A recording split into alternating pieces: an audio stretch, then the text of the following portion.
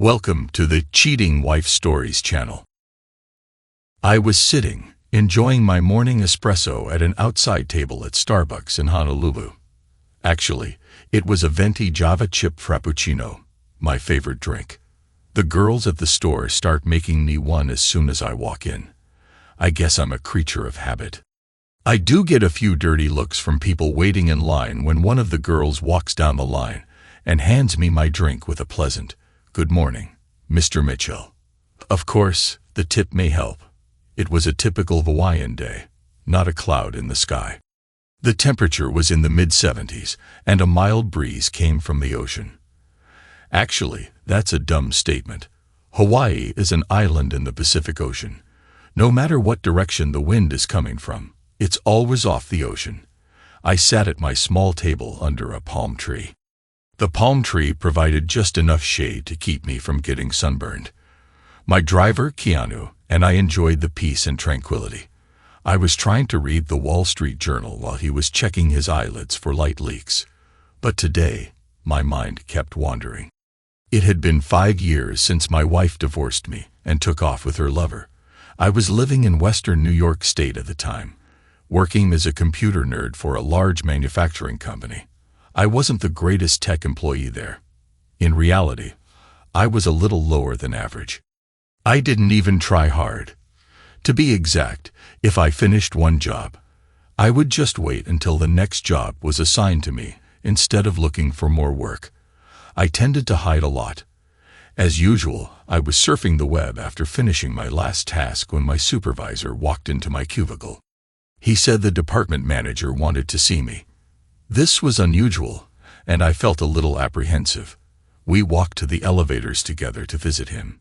When we reached the big boss's office, Margaret, his secretary, asked us to take a seat. "Mr. Martin is on the phone, and will see you shortly." Shortly turned out to be almost 30 minutes, the longest 30 minutes of my life. When we were finally escorted into his office, we weren't even offered a chair. "Jim," he started, "you have been an employee of this company for," he stopped to look at paperwork, "15 years. I regret to inform you that your services are no longer required here. You will receive 1 year's severance, all your accrued vacation, and personal time in your next paycheck." Well, that was it. I was fired. What the hell was I going to do now? What the hell was I going to tell Sheila, my wife? As I packed my belongings in a box, I wasn't sure what the next couple of hours contained, but I found myself sitting in a bar, having my 3rd or 4th double, when the bartender suggested that I had had enough, and it was time to go home. I drove carefully home. No use getting a DUI arrest, I thought. I pulled into my garage and partially drove through the rear wall. I guess my wife had some work done today that involved shortening the garage. Well, the noise should have brought her out to the garage, but it didn't. When I finally got to my feet and tried the door to the house, I found it unlocked. I opened the door to a completely empty kitchen. The table and chairs were gone, but even worse, all the kitchen appliances were missing. My first thought was, we've been robbed.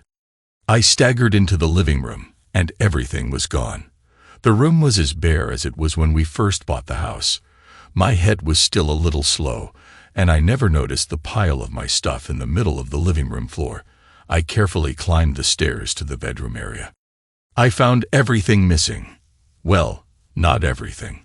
All my clothes and stuff were thrown in a pile on the bedroom floor. The pile stunk. After a while, I realized the smell was urine. As I got closer to the pile, the smell got stronger. In my drunken state, I vomited. I hid my clothes, went downstairs, and curled up on the carpet. I won't claim that I fell asleep. I think I just passed out. When I awoke the next morning, I had the world's biggest hangover. My head throbbed, my mouth tasted awful, and my body was stiffer than a board from sleeping on the floor. I stumbled out to the garage and noticed my wife's car was gone. I staggered back to the kitchen, planning on fixing some coffee if there was any left. There wasn't. She took that too. It took a few minutes for my brain to engage a little more before I saw the note on the counter. I picked it up and started reading. Jim, we have been married almost 14 years. In that time, you have turned out to be a loser. You are not a good husband, provider, or lover. I have moved my stuff out and into my lover's house. I will be contacting a lawyer to start divorce proceedings. Sheila. Well, I guess I knew where today was going. Sheila was a legal secretary for a large law firm. I suspected she was planning to upgrade to one of the attorneys and use the firm to gut me. Thank God we didn't have children. I was a little pissed, so I looked for the house phones. They were all gone. I still had my company's cell phone. They forgot to ask me for it. So as a final act of defiance, I called the bank and reported that I had been mugged last night and my wallet was stolen. A helpful young lady froze all my credit cards and my checking and savings accounts. After I got off the phone, I was smiling. Sheila was going to be pissed when none of our joint cards worked. I packed my things into my car and took all the luggage. I couldn't even find any garbage bags. She took everything. One of the reasons my favorite watering hole was my favorite was that it was owned by my best friend. He was my best friend since childhood, the one person I trusted with my life. So I went to his bar for advice. Bartenders always give the best advice. Besides, he had an ex-wife and might know a good divorce attorney. There was also the problem of hiding my final check. I didn't want Sheila to get it. Martin poured me a double as I walked into the barroom. After last night, I figured you could use one, he said with great sympathy. I downed the glass in one gulp. He looked at me in shock. I didn't really drink that way. So I told him my story from when I left his bar last night. When I finished, I had the name of his divorce attorney, an apartment over the bar, and an IOU equal to the amount of my severance check. He was going to include the check in one of his banking deposits and just dole out the money as I needed. Time went on, and so did my divorce. A year later, I found myself divorced and living in a small one-bedroom apartment in a questionable neighborhood. My loving wife had hired a shark for a lawyer. Hell, she worked for the firm. And I was cleaned out. She got the house, the 401k, the investment account, and the checking and savings accounts.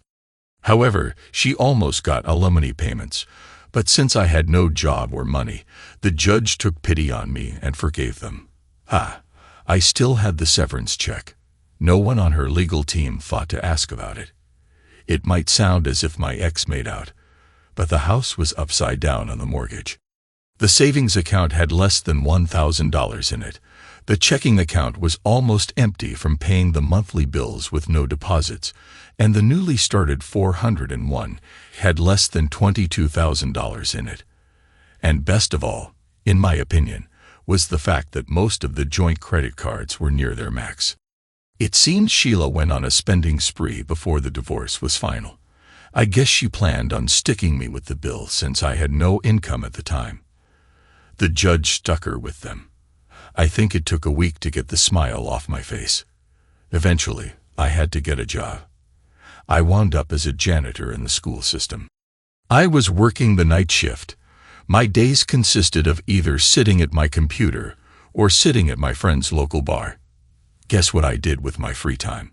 When at the bar, I was on my way to becoming an alcoholic. One morning, I found a Powerball ticket in my pocket. I didn't remember buying it. But I did remember that the bar I favored sold them. I tossed the ticket on my desk and went to the bathroom. I did the 3 S's and started my morning coffee.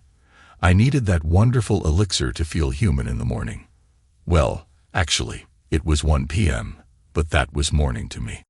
When I got out of the shower, I waited for my PC to boot up. I noticed the Powerball ticket beckoning me. So once the PC started, I fired up Firefox and went to the Powerball site. I checked the numbers on the ticket 3 times. They matched the winners. I reread the webpage.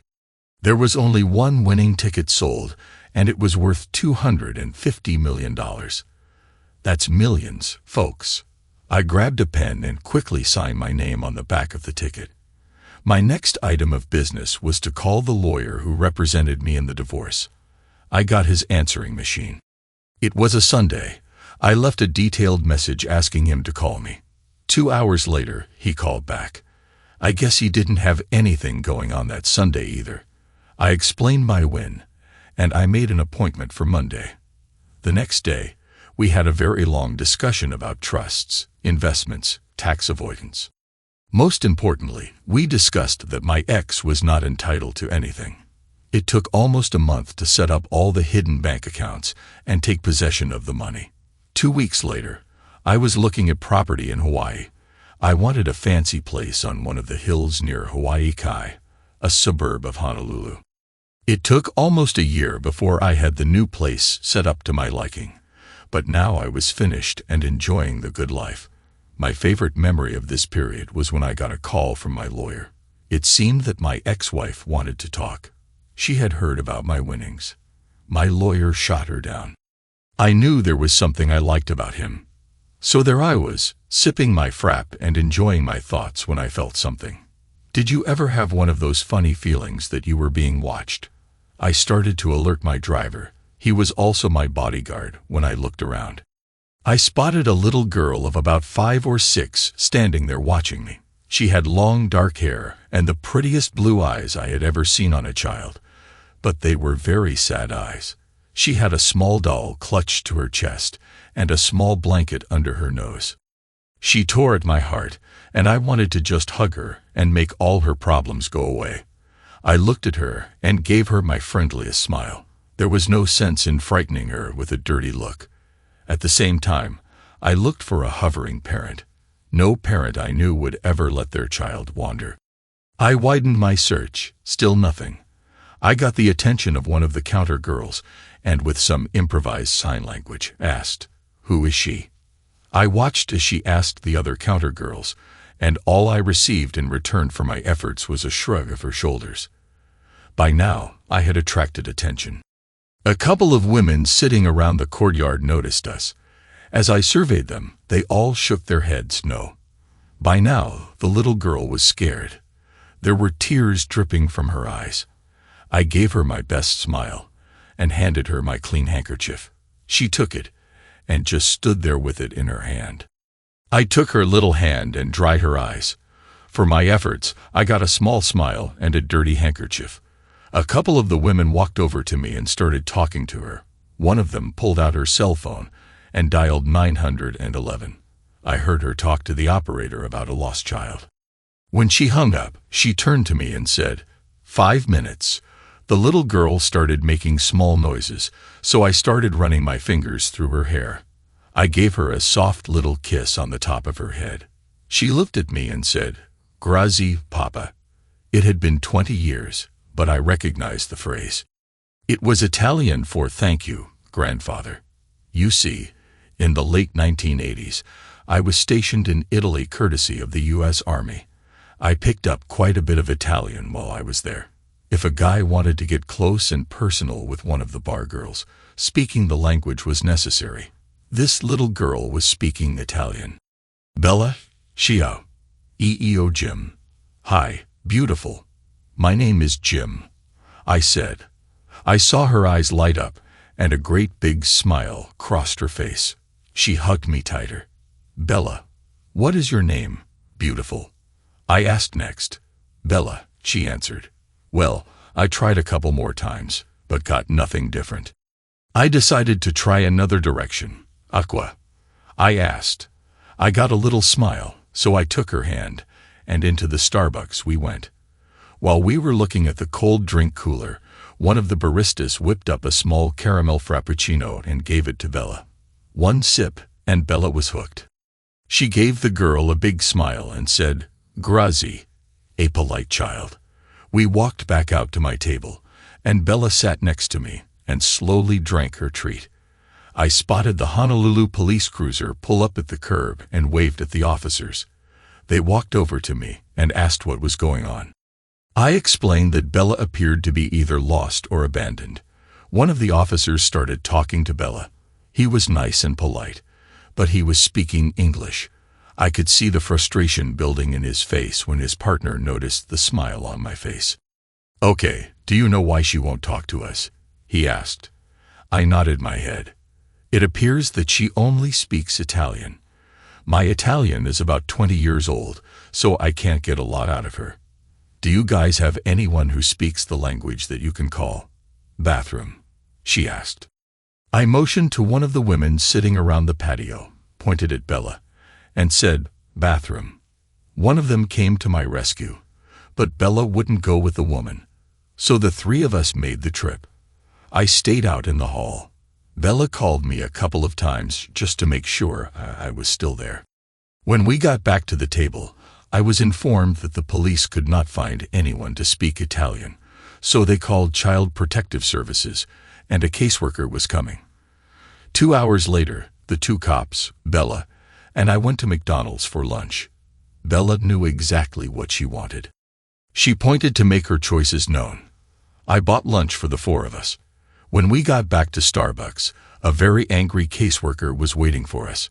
She started writing on the police officers. She bitched at them about wasting her time by forcing her to wait for us. Well, they weren't about to take any from her, so a shouting match started. Bella was getting scared, so I walked her away from all the noise. The caseworker saw me and started yelling that I was kidnapping the child and that I should be stopped. I pulled out my cell phone and started making calls. I had been a large contributor to the current governor's campaign fund. My thought process was that if I had given all that money, I might as well start getting a little benefit from it. I got one of the governor's underlings on the phone, explained who I was, and what my problem was. The reply was, I'll take care of it.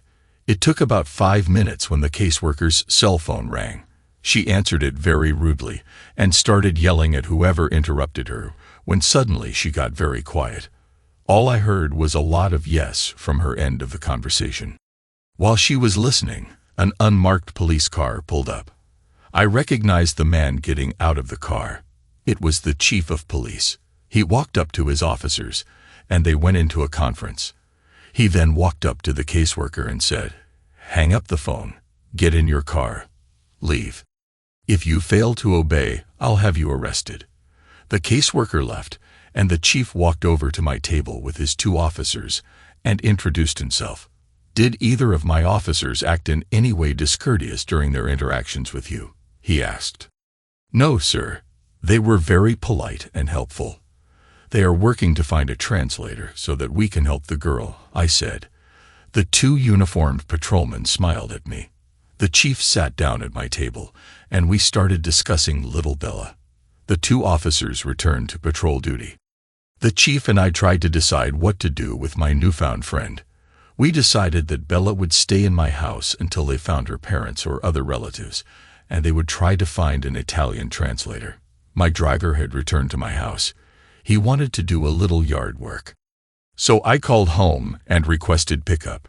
We were going to be very busy that afternoon buying Bella a wardrobe of little girl clothes, so it was off to Ala Moana Mall for an afternoon of shopping. My driver's wife was also my housekeeper and cook, so I asked if he could bring her along. Alani, my driver's wife, showed up about 15 minutes later. She spent the whole trip to the mall quizzing me all about Bella.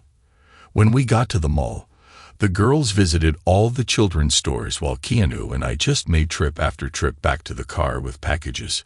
We visited several stores. We didn't exactly buy something in every store, but it wasn't for lack of trying. My American Express got a real workout. Bella and Alani became the best of friends. They chattered back and forth to each other, neither understanding what the other was saying. But that didn't stop them. They shared the universal language of women shopping. That's all they needed. I don't remember which store was selling children's bedroom furniture, but both of them stopped and stared at all the little girls' bedroom items. We didn't go into that store, thank God. But I had a feeling we would be back another time. By the time we finished buying out the mall, it was too late to cook dinner, so I was elected to buy everyone their meal. I had a brainstorm and selected Annie's Pastas in downtown Honolulu. I figured that I might find someone who spoke Italian. I hoped for directions to someone who did. It was an Italian restaurant after all. No one was around that spoke Italian, but the owner promised to keep an ear open for a native speaker. He was fourth-generation Italian, and all his Italian-speaking relatives had long since departed this earth. But the food was good, and Bella had pizza, like all kids. For a little kid, Bella ate almost the whole thing. It was getting late when we left the restaurant. I think that before we reached the freeway H1, there were 2 sleeping people in the back seat, Bella and her new friend Alani. Shopping takes a lot out of you, Kinu, and I unloaded all the bags into one of the spare bedrooms. Alani and I put Bella into the bedroom right next to mine. Alani picked out a pair of Disney pajamas for Bella and helped her get cleaned up and dressed for bed. After Keanu and Alani left for home, I decided to have a small drink before calling it a night. As I sat on my lanai watching the stars, I heard a small voice calling, "Papi." I walked into the house and found a little girl huddled in a corner, softly crying. It broke my heart. I picked her up and carried her out to my chair. She cuddled up as she sat on my lap, and soon was back to sleep. We spent the night in the lounge chair. Boy, was I stiff the next morning. Alani woke us up the next morning, wondering what we wanted for breakfast. I looked at Bella and said, "Manja, eat." She jumped up and grabbed Alani's hand, and the 2 of them headed for the kitchen.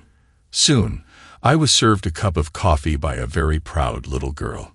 She chattered away to me, as if I knew exactly what she was saying. I helped her set the coffee cup on the table. She stood there and watched me with the coffee. It took a few seconds before all the gray cells in my head realized that she was waiting for me to sip my coffee. I did, and with great exuberance, said, "Perfetto." I was rewarded with an ear-to-ear grin. I noticed that Alani was standing in the doorway. She smiled at me and said, "Way to go, boss. Now go take a shower and get cleaned up while Bella and I prepare breakfast." One thing I learned at my mother's knee: obey all commands given by a female, or you'll regret it. So I headed for my bathroom. As I was finishing dressing, a little voice said, "Papi, prima colazione, breakfast." When I opened my bedroom door, there she was, waiting for me. She took my hand and escorted me to the kitchen. There, I found the table set with my finest china. On closer examination, I noticed something. The silverware was set in a very haphazard manner. I looked at the little one and gave her a big thumbs up. This time, along with my smile, I also got a hug. After breakfast, I got on the phone and started calling in favors and other forms of blackmail. I was looking for a translator. As much as Bella was growing on me, I knew that somewhere someone was looking for her. She was just too precious a little girl. I think I should stop for a second and tell you about my estate. When I bought the property, there was a small in-law house behind the main house. Since I didn't have any in-laws, I rented the house out to vacationers for monthly periods. My estate was in a gated compound with all the necessary security, so the rent was high. Because of the security, location, and the ridiculous rent I charge, I got people who were famous and wanted privacy. My current tenants were no exception. They arrived last night, and I had yet to meet them. All I knew was they were a husband and wife with a small child, and she was the main breadwinner with a job in national news. Bella and I were enjoying our breakfast when we heard a voice. "Excuse me, could I borrow some milk for coffee and our Cheerios?" Now I knew that between renders, we tossed out any leftover food. With the humidity, nothing lasted very long. I smiled at him and said, "No, but you guys must join us for breakfast. I know there is nothing to eat over there. Please join us. We have plenty of food and would love the company." After a few false starts, he agreed. He went back to the guest house for his wife and child. When they returned, we introduced ourselves and sat down to one of Alani's fabulous meals. Since I was ahead in the food department, I explained about Bella. My goal was to see if they knew any Italian speakers. They didn't, but our news anchor paid very close attention to my tale. We were even enjoying coffee from my Keurig coffee maker. Alani had brought out a selection of drinks. There were coffees, teas, and some hot chocolates for the kids. My guests had a good time inspecting all the choices. My house phone started ringing. Alani answered it, and after a short chat, handed me the phone. "Good morning," I started in a very formal voice. "Please hold for the ambassador." They put me on hold. The next voice I heard was a very pleasant male with a slight Italian accent. "Mr. Douglas, I'm the ambassador to the United States for my government. I understand that you have found a child of one of our citizens." "Yes, sir. And I need some help with her." I went on to explain Bella's discovery and everything we had done so far to help her. He listened politely until I was finished, then asked if he could speak to her. I handed the phone to Bella. "Pronto," she began. For the next 30 minutes, she listened and occasionally replied with a sigh. She spoke some rapid Italian I couldn't quite translate. Finally, she handed me back the phone. The ambassador highlighted their talk. It seemed that Bella only knew of her life with her kidnappers. She did not know her mother or father, her real name, her age, or her birth date. She was kept chained in small rooms as she grew from an infant. Her food was put in metal bowls on the floor of whatever room she was kept in. She was never allowed out of her room, and was not allowed anything to wear but the shift I found her in. She was only ever called Girl. That was the only name she ever knew. The ambassador indicated he was sending a representative of his government to delve into her history. He also indicated that his people had checked me out, and it was decided that Bella would remain with me until her fate was determined. The ambassador's representative would be flying out in 3 days and would be staying with Bella at my home if that was agreeable. He said it was very agreeable to both Bella and me. I spent the next hour answering questions from everyone at the breakfast table. When they finally ran down, the chief of police showed up. I went through the morning's events with him. Somehow, it was decided that Bella needed a little girl's bed. Guess who was volunteered to buy one? Keanu brought the car around while Alani dressed Bella. Somehow, my renters were invited along to see them all. I knew the husband didn't relish spending one of his vacation days shopping, so with very little effort, I talked him into spending the day at the golf course. We all fit into my Bentley with room to spare. I drove the car to the mall while Keanu dropped off the husband at the golf course. Bella recognized the mall, and when I explained that we were going to buy her a bed of her own, she cried tears of joy. She dragged me to the store where she saw the pink bedroom set yesterday. Now, Ala Moana Mall is a big place, but Bella navigated it to that store without a single error. When she grows up, she'll be one heck of a shopper. Bella didn't understand all the ins and outs of shopping, but she was learning fast. All she knew was that she wanted the pink bed. She also wanted the great big teddy bear to go with it. I handed Alani my gold card, and they left with the sales lady to pick out sheets, pillows, and all the other things Bella needed to establish her own room. Everything we purchased was to be delivered and set up by 5 p.m. that day. Bella would sleep in a real bed tonight, her own bed. We were a happy group, so we stopped at the food court for junk food and ice cream. Bella was overwhelmed. She had never seen anything like the food court. She wanted to try everything. But Alani put a stop to that idea. I guess I didn't mention that Alani was a health food addict. Junk food was not in her dictionary. Still, Bella managed to get some junk food. That kid could charm the socks off anyone. It was 3 p.m. when we arrived home and found a large furniture truck waiting for us. Bella's new bedroom had arrived. The movers had most of the items off the truck, and they were sitting in front of the garage waiting for us. Bella was so excited that she walked up to the biggest mover and started jabbering away in Italian. The two of them entered the house hand in hand. Bella led the way. She took him right to the bedroom next to mine and started pointing to the existing furniture. As she pointed to a piece, she would act it out, demonstrating how it fit into the next empty room. The movers loved it. Before long, they were a perfectly coordinated team. The guys were carting, and Bella was directing. It took until 6 p.m., but the guys got everything set up. I walked the two men out to their truck and gave each man $100 as a tip. At first, they refused the money, explaining that Bella was worth their time and I didn't need to tip them, but I prevailed. Bella, Alani, And my renter went to work putting Bella's stuff into the various drawers and storage items. When we purchased her clothing, it looked like a lot, but when it was all put away, the drawers were painfully empty. I knew there would be a lot of trips back to the mall. I sent Keanu out for food for the golfers, and Bella gave me a tour of her new room. The big teddy bear was in the middle of her bed, and in its arms was her little doll. Bella walked over to the bed and pointed at the big bear, saying, "Pooh." Then she touched the little doll and said, "Bella." I just stood there with tears running down my cheeks. Bella reached into the pocket of her dress and pulled out my handkerchief from yesterday. She pulled me down on my knees and started drying my cheeks. That night, I wore pajamas to bed in case I got a visitor in the middle of the night. I got a little visitor. This time she wasn't scared. She was happy and wanted to cuddle. Toward the end of the week, I received an email from the Italian embassy. It contained the flight number and arrival time of Bella's tutor, Bella, Keanu, and I were standing in the arrival lounge. Miss Gina Castillo walked through the gate.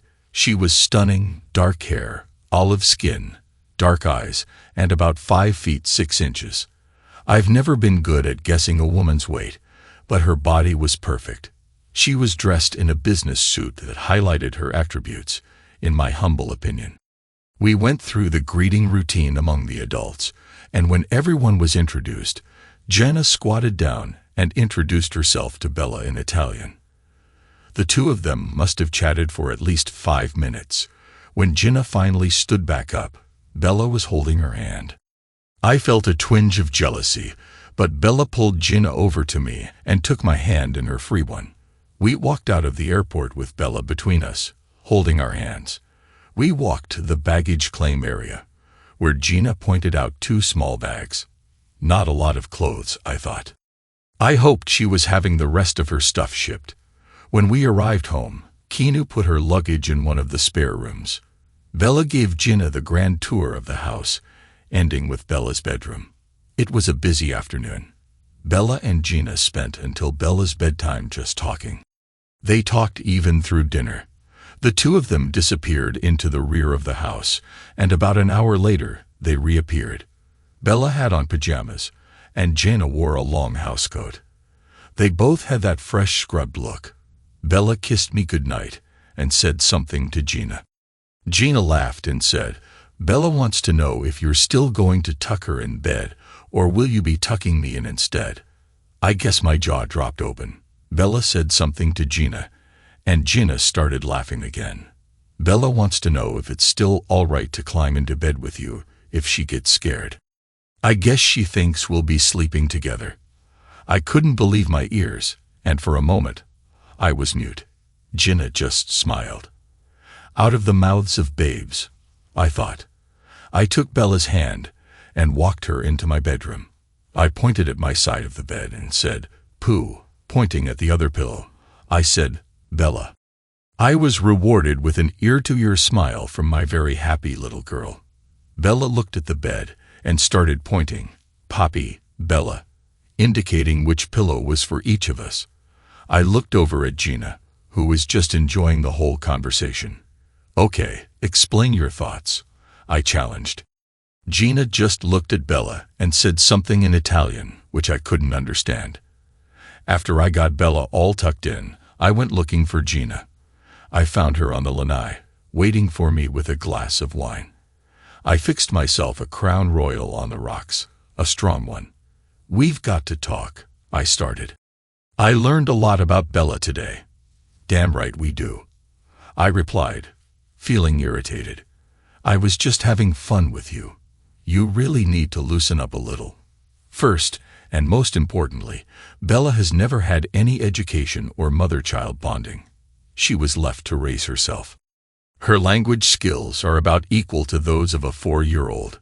She has never been taught any personal hygiene and has never been shown any affection in her whole life. Well, her language skills aren't that far off. "I figured she's 5 or 6, I replied. "Sorry, but she's around 10 or 11.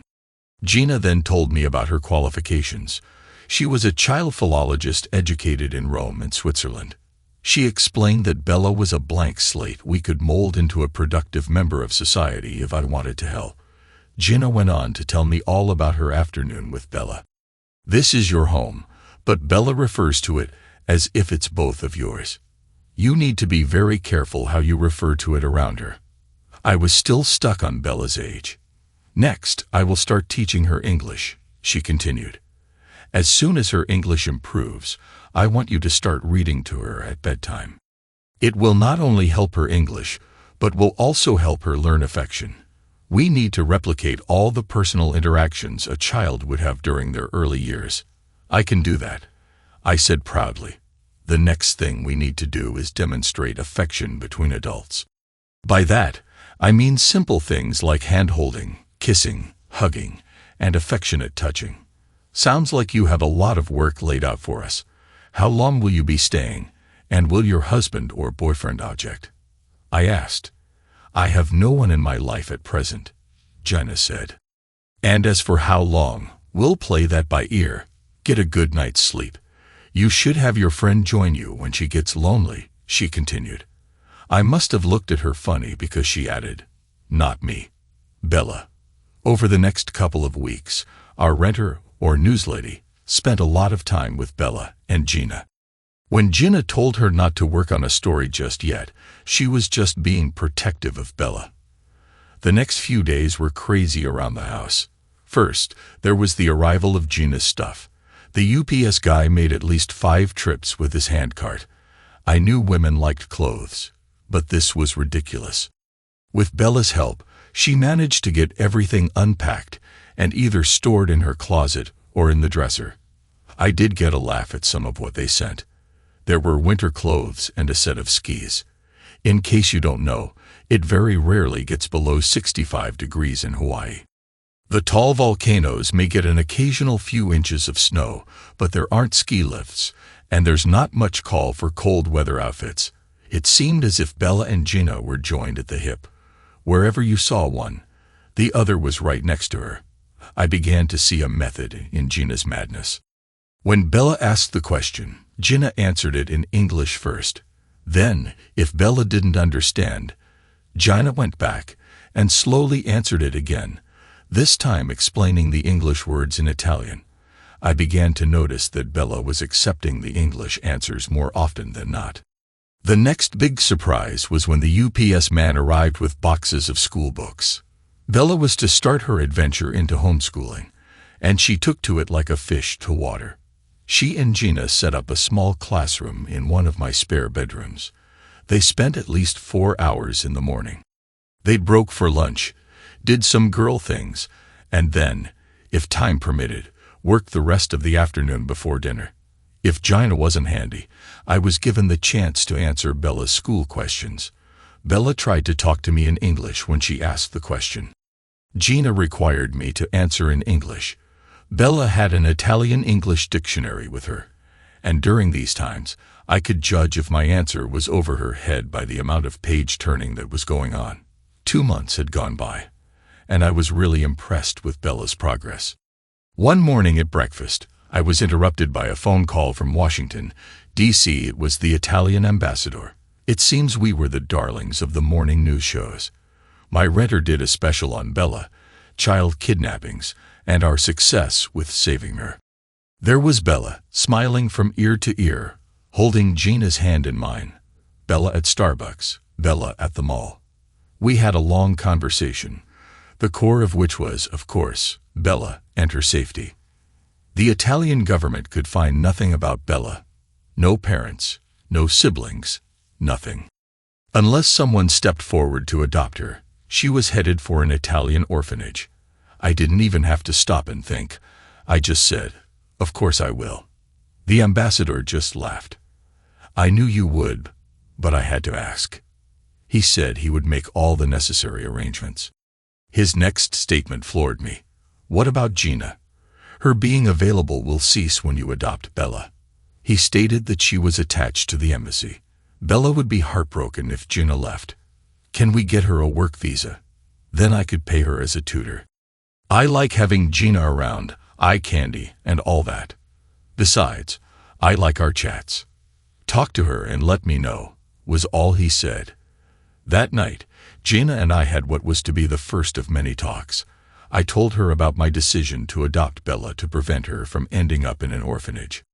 Well, I had always heard that Italian women had terrible tempers. Gina proved that to be a fact. She read me the riot act. I guess I struck a nerve. She yelled that while my intentions were good, I was a stupid pig. Actually, she used a much stronger adjective describing what I sat on. She wasn't referring to a chair. When she finally calmed down, we discussed the adoption into the wee hours. We left it at that it was Bella's decision. I knew I would be heartbroken if Bella didn't choose me. Gina was quiet around me for the next month, and I walked on eggshells. One morning, when Keanu and I were returning from coffee, we were met at the door by Gina and Bella. Bella ran up to me and hugged me with all her might. Gina threw her arms around my neck and gave me a kiss. I guess I did something right, but I'll be damned if I knew what. When Gina finally gave me my lips back, she said, "You are a wonderful man. The ambassador called today. The papers are being FedExed to us." What papers? I never claimed to be the sharpest pencil in the box. Don't you try to fool me. I know you planned everything, adopting Bella and sponsoring my visa so I could stay here with you too. That night, there were two sweet females in my bed. Bella was in her usual spot, and Gina was spooned against my back. Damn, I got a really good sleep. The next morning, I woke to poking. Gina was gently prodding me. It was a nice way to wake up. Too bad Bella was wrapped around my back. I could have stayed that way all day. As I wiggled my way out of bed, I heard not one but two females complaining. I went to the bathroom, got undressed, shaved, and hopped in the shower. About halfway through, I felt a draft. Gina had drawn back the curtain and was inspecting me. "Not bad," was all she said before leaving. I started to protest her departure, but then I heard Bella's voice. I decided that I'd start researching summer camps for Bella. That way, I could get some alone time with Gina. It was a nice idea, but I found that there weren't any overnight summer camps around. The next couple of years just flew by. Bella accepted Gina and me as her parents. I really don't know when or how it happened, but one day I noticed that we were mommy and daddy when she referred to us. Gina and I grew closer. While I was still shy as far as marriage was concerned, that didn't stop me from allowing her to move into my bedroom. Bella even stopped visiting us in the middle of the night. Gina and I started taking afternoon naps when Bella was in school, just in case we got a little visitor in the middle of the night. As part of Bella's development, she started going to school with her peers. She did great. She blended in with her age group, and we had kids visiting the house almost every day. Our house became the neighborhood hangout. Every weekend, Bella had a couple of her friends sleep over. Alani loved the kids. Her grandchildren lived in California. These were her substitute grandchildren. One day, I asked her if taking care of all the children was too much for her. I know Italian women have a temper, but I never realized that Hawaiian women did too. And to make matters worse, Hawaiian women were really good with knives. One of these days, I'm going to learn to keep my mouth shut. One Sunday, Bella sat on my lap to chat. "Poppy, when are you going to ask Mommy to marry you? You know she loves you very much, and you love her too. Besides, I want a baby sister or brother before you're too old." A lot of thoughts crossed my mind in a few seconds. The one that ended up in the forefront was, why not? So I asked Bella, "If you can keep a secret, you and I will go looking at rings after school tomorrow." When I picked her up the next afternoon, she had a list. She listed all the jewelers on the island she wanted to visit, all of them. What Bella wants, Bella gets. She and I spent the next couple of weeks shopping. It was the usual conundrum. We ended up back at the first shop we had looked at. The ring we chose was a simple diamond. It was surrounded by small cut birthstones. They were Bella's, mine, and hers. The jeweler said he could add more birthstones if we had more children. It was simple but elegant. Bella approved, and I paid. The next thing Bella did was plan how I was to propose. She told me, "You are the best dad, but you don't understand women. I'll plan the proposal." And plan she did. She and Alani worked out all the details for a special dinner, choosing the date that Bella found me at Starbucks. That sounded good to Gina, a special dinner on the day. Alani did her usual excellent job of preparing and serving the meal. We were having a very relaxed dinner when Alani served dessert. On Gina's plate was only the ring box. She just sat there with tears running down her face, still not opening the box. Bella broke the silence. "Well, aren't you going to open it?" Gina just sat there, shaking her head and crying. She made no move to open the box. Bella just looked at me and said, "Well, ask her." So I did. "Gina, will you make me the happiest man in the world and marry me?" I know it wasn't an elegant speech, but I'm not that good a speaker. At that point, Bella put her 2 cents in, saying, "Poppy, you're supposed to kneel when you ask." I did my best to kneel on one knee, holding the ring box. Gina opened the box and started crying harder. The women went crazy for the next 3 months. They decided on the location for the wedding, the park at Y. And they even got a Catholic priest to officiate the outdoor ceremony.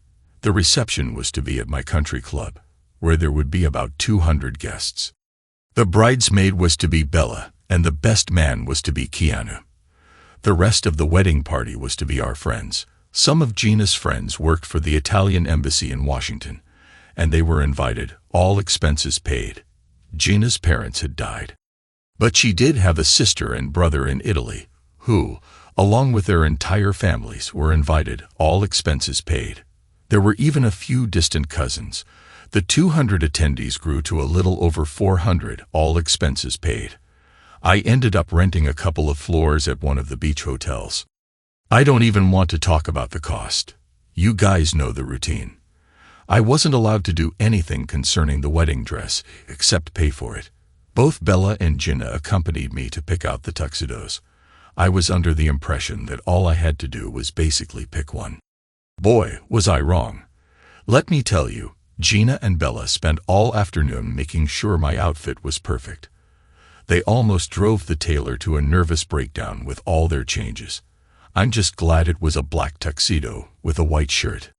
Just think what would have happened if I had wanted a colored shirt or, heaven forbid, a patterned one. I'd probably still be in the store. All I can say is, when Bella gets married, I'm going on a year-long around-the-world cruise, ending the day before the wedding. I'm not going to be around for all that planning. I just couldn't stand the stress. I'm just going to leave the American Express card. Every time Keanu walked by me, he just laughed. I told him I was going to fire him after the wedding, and he just laughed even harder. The big day finally arrived. I wasn't allowed in my own house the few days before. I ended up staying in the hotel with all of Gina's relatives. They turned out to be a really fun bunch.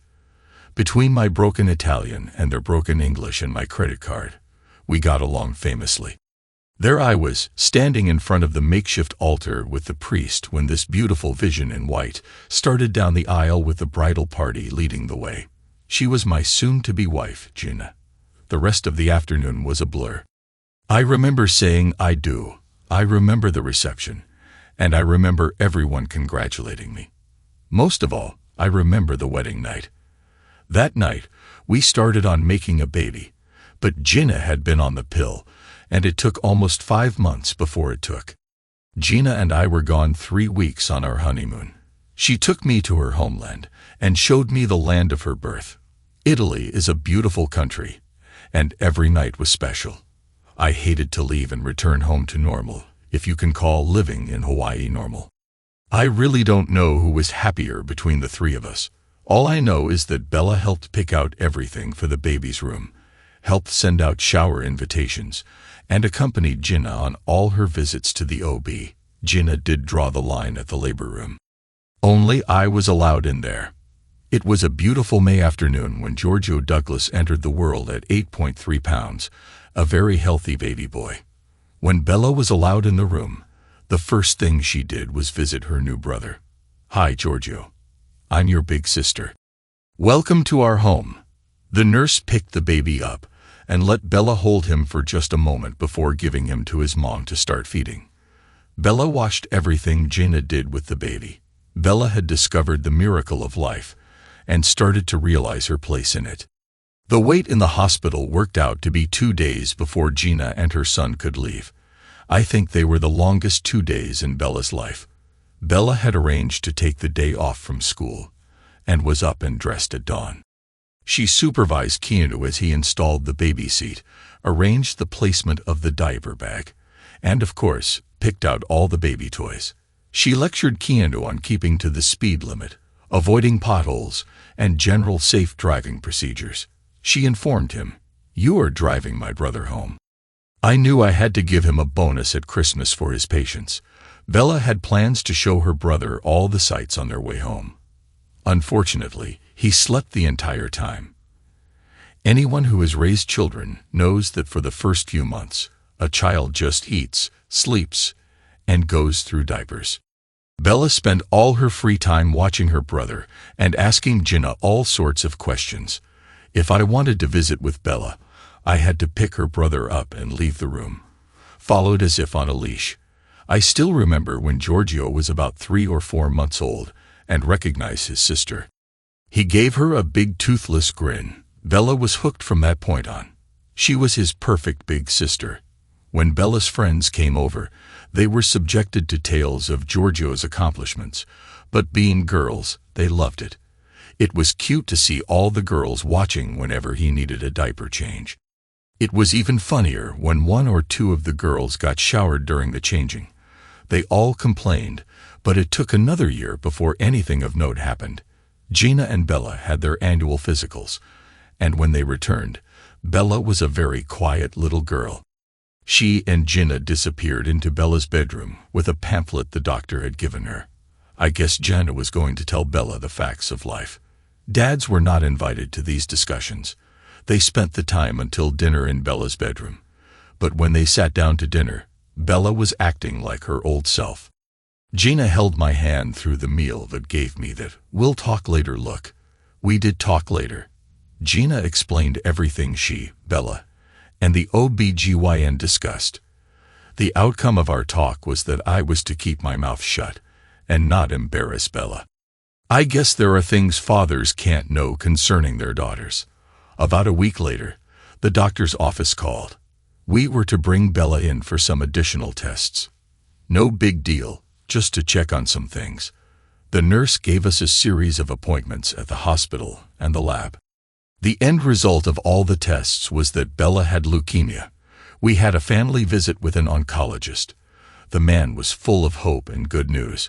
He used phrases like, "We caught it early," "a bone marrow transplant," and "a little chemotherapy is all that's required.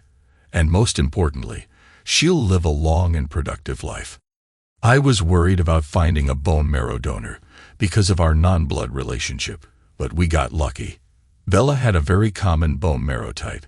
Many of Bella's friends volunteered to be tested as donors. While none of them were used, it made Bella very proud of her friends. When it came time for the transplant, Gina and I practically lived at the hospital. Bella received cards and letters from all her classmates. The bone marrow transplant was a success, but the oncologist wanted to continue chemotherapy just in case. Bella was a sick little girl. Her hair fell out. Gina and I shaved our heads too. The 3 of us made quite a sight. Bella picked out headscarves for Gina and me, and the girls' scarves looked good on them. Mine had a weird pattern and color. My girls would look at me and snicker. I knew I'd been set up, but if it helped Bella, I didn't care. One day, I received a phone call from the school. They wanted me to bring Bella in for a homecoming rally. When the date of the rally arrived, Gina and I escorted Bella into the school's gym. Imagine my surprise when we walked in and found ourselves facing about 200 bald teenagers. Her class had decided to show their support by shaving their heads. Bella was weak, but held onto my arm and smiled from ear to ear. The kids chanted her name over and over again. Bella and Gina cried. Well, let's just say I must have gotten something in my eyes because they watered freely.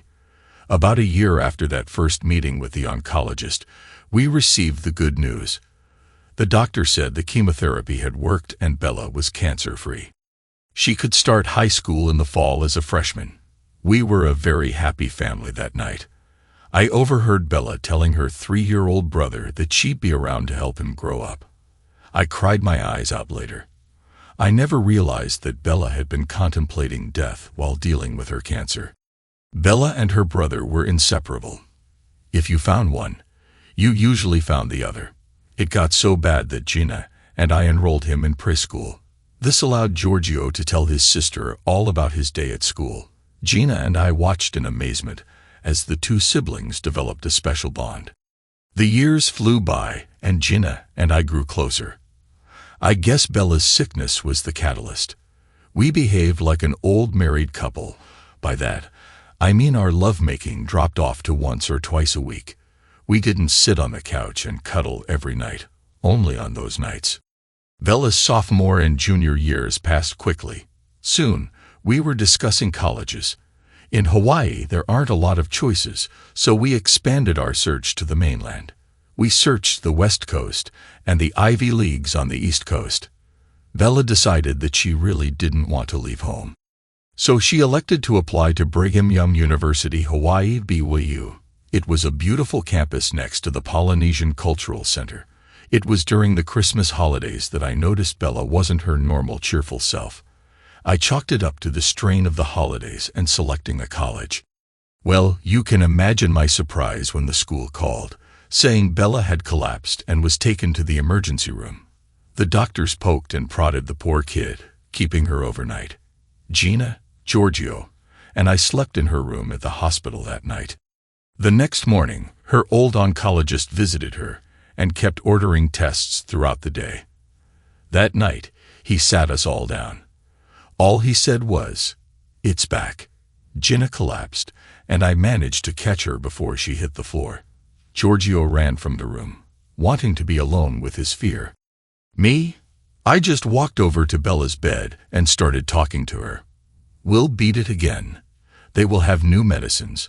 You'll be ready to graduate this spring." Before I knew it, the doctor took my arm and shook his head, saying, "No, she has about 4 months. There's nothing we can do. It's just too far advanced." Gina collapsed again. I felt Bella's arms go around me from behind as she said, "Just hold me, Poppy."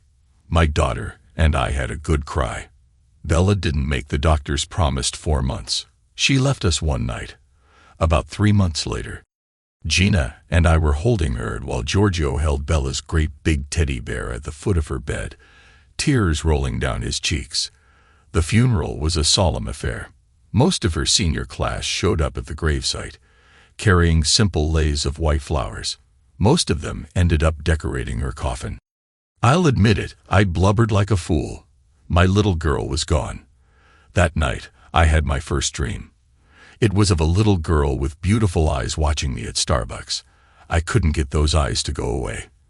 I got out of bed and opened a bottle from my bar. I sat on the couch and finished the bottle. It helped me sleep that night. One morning, before I started on a new bottle, I saw Alani watching me with a disapproving expression on her face. It helps me forget her. It helps with the pain. "It will only be for a little while," I explained. She looked at me and said, "You've been drunk for the last 6 months. Then Alani hit me right between the eyes. "Your wife and son have left you. They have gone back to Italy. They won't return until you're sober." It took a few minutes for my brain to process it. But it finally sank in. I resolved to start sobering up. I got up from the chair and opened another bottle. I'd start tomorrow or maybe the next day. But by Friday, I was checking in for detox. Then the plan was a visit to Italy to reclaim my family, just like Bella would want her Poppy to do. Thanks to everyone who took the time to listen to today's stories. If you enjoyed it, please consider liking and subscribing if you haven't already. Feel free to share your thoughts on the events in the comments below. Take care.